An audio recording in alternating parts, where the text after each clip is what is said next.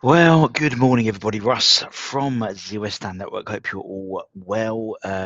Bleary-eyed Budden today. God dear, it's really dark today. Clocks will be going back soon, surely. It's Tuesday. It's the international break, and so it gives us time to reflect. Gives us time to think about things a bit more. Rather than going from game week to game week to game week to game week, takes us off the treadmill a little bit, gives us time to reflect, and obviously will give time for Nuno Espirito Santo to reflect and work his magic, hopefully, on the side which is still there. Obviously, there's a number of players who will be on loan or out on international duty. We spoke about that yesterday, both for the academy and for the first team. But there's still a good half, 6/10 of the squad, which he can work, on the training ground for the next couple of weeks. And obviously, we're going to a period after the international break of relatively more favourable game. We'll call more favourable games. I won't say winnable games because no game's winnable, particularly where we're at the moment. But in terms of West Ham, and obviously we play Brentford, which is going to be a strange atmosphere as we all know. But then away to Leeds, and then we've got what we got next. Home to Newcastle, home to Burnley, and then we've got the last international break before March. So we've got 4 games there. Arguably, I think Brentford's winnable, Burnley's winnable. Newcastle's always a strange game when it comes to West Ham. So it's always a good game when it comes to West Ham, but a strange game. And then Leeds away. It's never an easy place to go to. And when you look at, and then obviously when we come back from the international break, then it's all out till March. So obviously you've got the AFCONs, but we're still going during the AFCONs. So Bournemouth away, Liverpool at home, 2 tough games, and then we enter December. Man U away, Brighton away, Villa at home, Man City away, Fulham at home, and finish off the year with Brighton at home. So it's not easy. It's not easy. So for me, these next 4 games are critical to get us into some sort of momentum going into the November international break. And I think we've got it. And we've definitely got it inside us to get some points on the board, and move our way from the bottom of the table. It's no fun. Now there was a lot of, not necessarily negativity, but coming out of the Arsenal game, a lot of people there was a lot of chatter everywhere. It wasn't a great game. It wasn't a great game for West Ham, and I think we had some sort of euphoria from the Everton game. There was a lot of similarities in terms of that first game when Potter came in, wasn't it? The Villa game. We saw a lot of positives. And then sort of declined a bit. I don't think that's the case with Nuno. I think for me, Nuno does seem to be a little bit more old school in terms of the way he manages a side, and I think us as fans respond to that. I mean, you saw that Everton game when he scored, you saw the passion on the touchline. That's what we want as fans, and that's what we can feed off.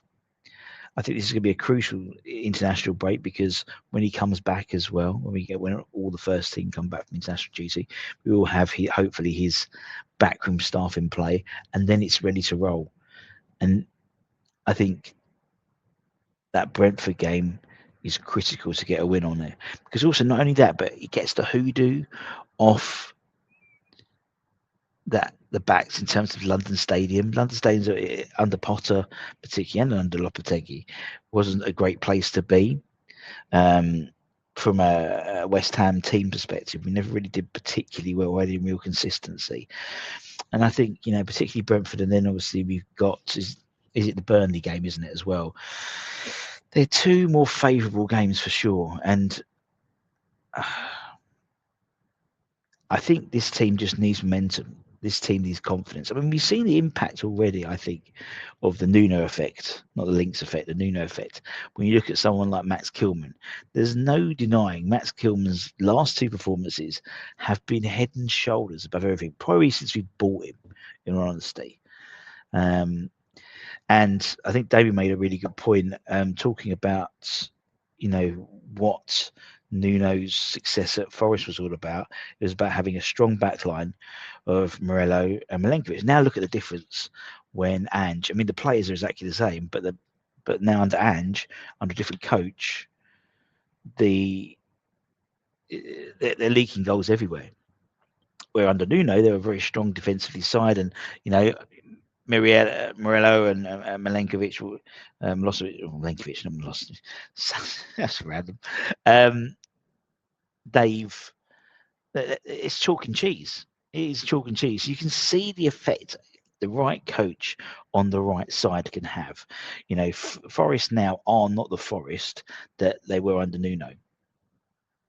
So much so that the fans were chanting for Nuno back and stuff like that. And the same way, West Ham were not the same West Ham after David Moyes left. Lopetegui was not the right person. Potter was not the right person. And hindsight's a great thing.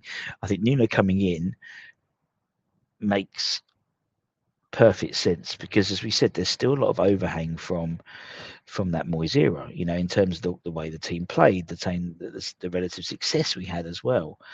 And I think at this present time, we need someone to come in and build a platform to then go on to the next level. It's almost like we had the platform and the rug was pulled under our feet, and now we've got to build that platform up to then allow the manager after Nuno, because there will be a manager after Nuno. He's not going to manage West Ham for the rest of his life, to take on and have a foundation to then work with. And then that appointment is critical. But let's get to that point. When we get to that point, we need to rebuild the foundation again, and I think we can. And I think even someone like Mavropanos, under the right manager, he's a professional football player and he's been playing football for a long time. And I think we've seen. I think until recently, he was our most successful or most consistent defender this season, which is saying something because he's had such a torrid time before.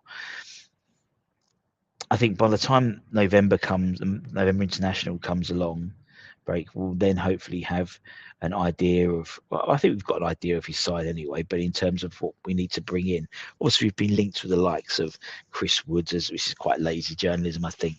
Adama Traore, his boys, bringing the boys back together. Ruben Neves could, he's looking at coming back over from Saudi Pro League. I wouldn't be surprised to see one or two of his old boys coming in to sort of be his generals, be these sort of people that he can feed off. But I think he's got a good base of players already. And indeed, when we did sort of the squad, went through the various connotations of who's safe, who's on the verge, and who's out of here. There wasn't that many, I'd say, who were definitely out the door. There's a lot of clean slates starting again. So it's going to be really interesting to see in the next couple of months who goes. Obviously, yesterday I think it was Fabrizio Romano said that a number of Italian sides are interested in Tonibó. I think Tonibó's gone in January. If he was very close to going to Juventus before he joined West Ham anyway. Although he's a great player, sometimes the player and the coach just don't align. And again, looking back at Forest, look at Chris Wood. He's not the player he was under Nuno. And it's only been a couple of months. In the same way that I think, a lot of those players are just don't align with the manager, and that's, I think, happened at West Ham. And I think then you're sort of forced to go down the narrative of he needs his own men. I don't think Nuno necessarily needs his own men.